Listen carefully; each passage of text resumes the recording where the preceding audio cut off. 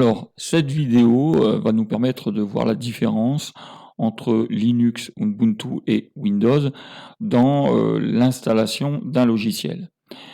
Comme logiciel, je vais choisir un lecteur vidéo et audio qui existe pour plusieurs types de systèmes d'exploitation, notamment Windows 10 qu'on a ici et Linux Ubuntu qu'on a ici.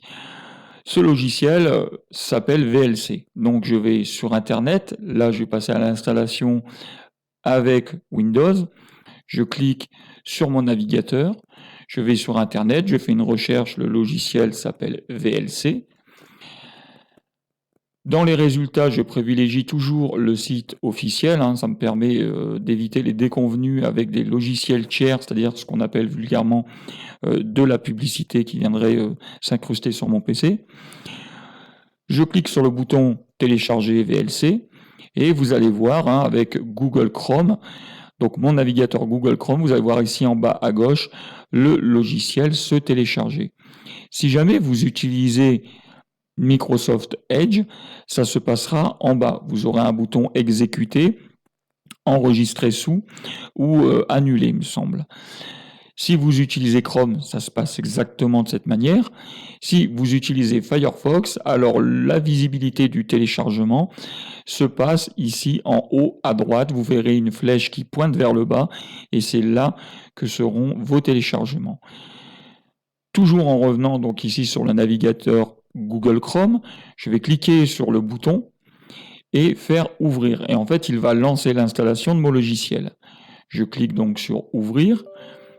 L'ordinateur me demande si c'est bien moi qui installe un logiciel, donc VLC Media Player.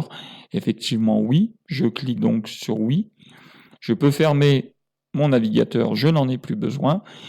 Et il me demande la langue d'installation, etc. Alors, une toute petite précision, je ferai une vidéo plus détaillée à ce niveau-là.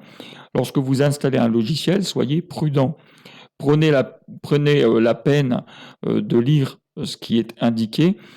Ça évite parfois, en décochant la bonne petite case, d'éviter d'avoir le plus couramment de la publicité un peu envahissante. Sur ce fait, vu que je l'ai téléchargé dans le site officiel, je sais ce que c'est, je sais ce que ça vaut, je n'ai donc pas moi à m'en méfier puisque c'est quelque chose que je fais constamment et couramment. J'installe donc ce logiciel.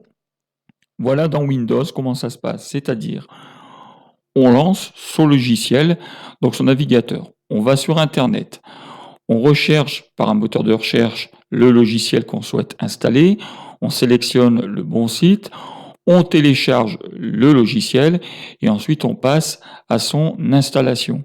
Voilà toutes les phases par lesquelles il faut passer. On va dire qu'on maîtrise de A à Z la recherche et l'installation de son logiciel. On va voir qu'avec Linux, ça n'est pas du tout la même chose. Alors on va voir que c'est bien différent, c'est même à mon sens plus pratique et plus rapide que Windows. Sur cette partie, nous allons aller dans ce qu'on appelle une bibliothèque ou un magasin. Pour y accéder, j'ai ici cette petite sacoche sur laquelle je vais cliquer dessus et je rentre donc dans le magasin ou la bibliothèque, tout dépend le terme qu'on préfère utiliser. Je vais cliquer, vu que je cherche un lecteur audio et vidéo, en l'occurrence VLC, je vais cliquer sur audio et vidéo et vous avez ici la vignette qui comprend mon lecteur. Donc évidemment, en prenant ce petit ascenseur, je peux chercher d'autres logiciels, il y en a vraiment pas mal. Je vais revenir donc sur mon petit lecteur VLC, je clique dessus et le logiciel va être prêt, voyez, à être installé. Alors si avant d'installer, j'ai besoin de savoir ce que les gens en pensent, j'ai déjà ici une note qui a été réalisée par 303 personnes, 303 contributions.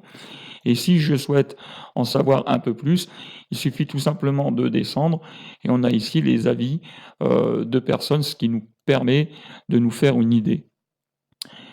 Pour l'instant, je vais donc cliquer sur installer. Ubuntu me demande, contrairement à Windows, mon mot de passe pour l'installer. C'est-à-dire que Le logiciel, pour qu'il s'installe, là, il faut vraiment que je sois d'accord pour qu'il s'installe. Il ne peut pas s'installer à mon insu. Tout à l'heure, Windows nous a demandé la même chose sans demander un mot de passe. Ici, Ubuntu nous le demande. Donc, j'y mets mon mot de passe.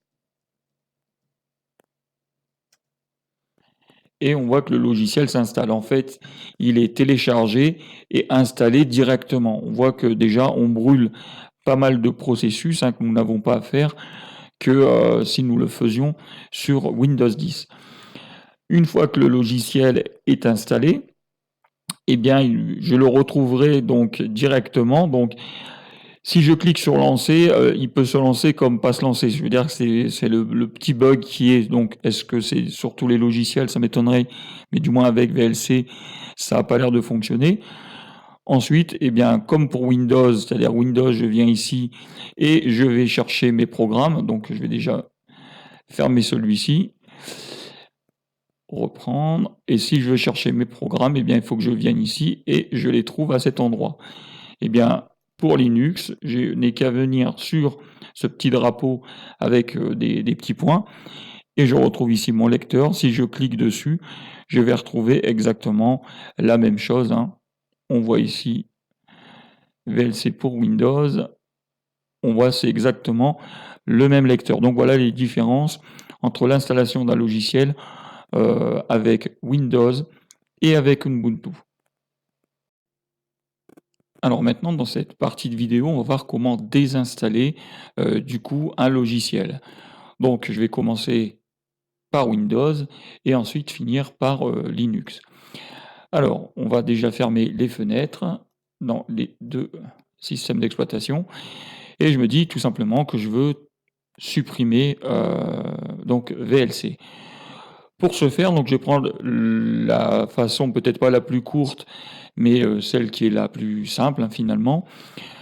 Je vais cliquer sur le petit drapeau, je vais venir dans la petite roue dentée ici, paramètres, je clique dessus, je vais venir ensuite dans applications, vous voyez ici désinstaller, je clique sur applications, applications et fonctionnalités, donc par défaut je me trouve automatiquement ici, et je vais rechercher dans ces programmes le programme VLC, vous voyez il est ici, je clique dessus et je fais désinstaller. Je valide la désinstallation. Windows me demande si je veux bien désinstaller le logiciel, je dis oui. Et le logiciel va tout simplement se désinstaller. Je viens dans cette vidéo de désinstaller le logiciel VLC avec Windows 10. Alors pour désinstaller un logiciel, on va voir qu'avec Ubuntu, ce n'est pas du tout la même chose qu'avec Windows.